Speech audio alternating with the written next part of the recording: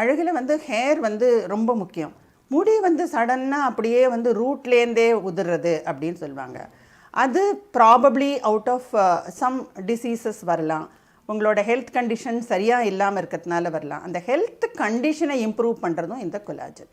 So இந்த மாதிரி ஒரு நல்ல ப்ராப்பர்ட்டிஸோடு இருக்கிற கொலாஜன் வந்து நம்ம இன்க்ரீஸ் பண்ணுறதுக்கு என்னென்ன பண்ணலான்றது நம்ம இயற்கையாக நம்மளுக்கு கொடுத்துருக்கிற எல்லா விதமான காய்கறிகள்லையும் இருக்குது.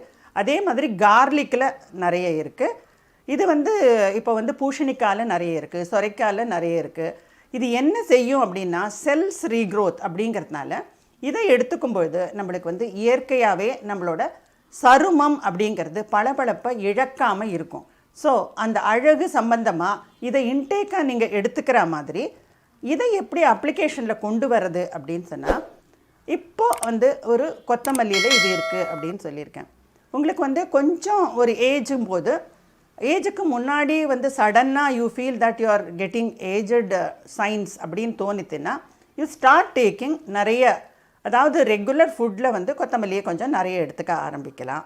அதே மாதிரி வந்து நிறைய ஆயிலில் வந்து இது நல்லெண்ணெயில் நிறைய இருக்குது, அதை யூஸ் பண்ண ஆரம்பிக்கலாம். இப்போ வந்து நம்ம யூசேஜில் வந்து எண்ணெயை நம்ம உபயோகப்படுத்தும்போது ஆலிவ் ஆயிலில் இது நிறைய இருக்குது. ஸோ இந்த மாதிரி ஆலிவ் ஆயில், நல்லெண்ணெய் இதெல்லாம் உபயோகப்படுத்தலாம்.